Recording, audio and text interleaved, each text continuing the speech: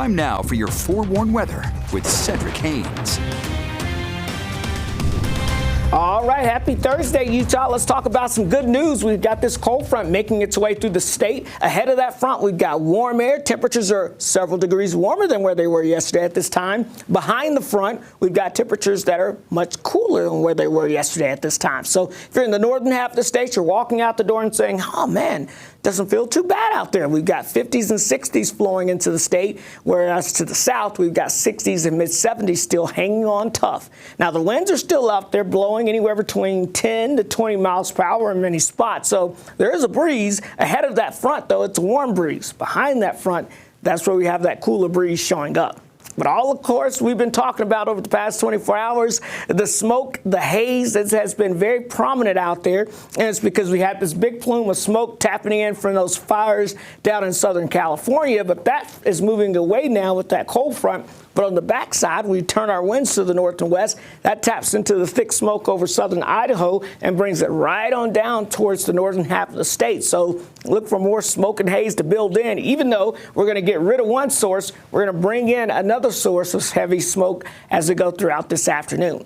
Also, I want to let you know with those winds, they're expected to still be gusty across the east and southeastern half of the state. So with those gusty winds, that low humidity between 6 and 12%, watch out for critical fire concerns again as we get towards eastern half of the state here from Vernal over towards Green River and Moab down towards Blanding and Lake Powell. That's where we got red flag warnings in effect. Again, that means that we could see any fires that spread erratically across the state here as those winds start to pick up later on this afternoon. Very similar to what we saw across the northern half of the state yesterday.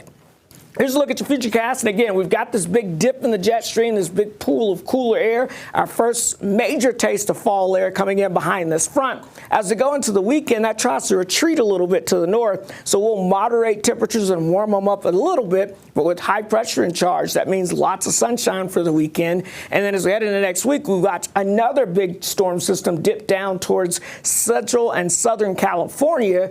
That one makes its way towards us as we get towards the beginning of next week, around next Monday night into Tuesday, bringing yet another surge of cooler air, this time cooler potentially than the first surge. So let's talk about today. High temperatures climbing to only around 70 in Salt Lake City, 67 in Nephi, 58 in Evanston, 65 in Logan. So that's about 15 to 20 degrees cooler than yesterday afternoon. And you can see not getting out of the 60s over eastern Nevada and then heading down towards southwestern half of the state, 75 in Cedar City, only about 90 in St. George. And then notice it stays a little warmer across the southeast as you're going to be a little late getting that cool air. Now look at tonight. 51 in Salt Lake City, 40 degrees expected in Logan. And look at this, 42 Delta, 40 in Beaver, 47 in Hanksville, and 48 degrees expected in Escalante. But here's something that we haven't seen in quite some time, folks. That's right, I got to let you know about freeze alerts out there. We've got freeze watches that go into effect tonight for our friends over towards Park City, the Heber Valley, over towards Heber City, Charleston, and over towards Colville as well. We're looking at temperatures there likely dropping down into the upper 20s to low 30s by tomorrow morning. So that could kill some of those sensitive plants and crops that you may have out there. So this is the first freeze alert. Of course, this is for areas where that cold air really drains down, but it gives you an idea. We're starting to enter into a different type of weather pattern here across the region.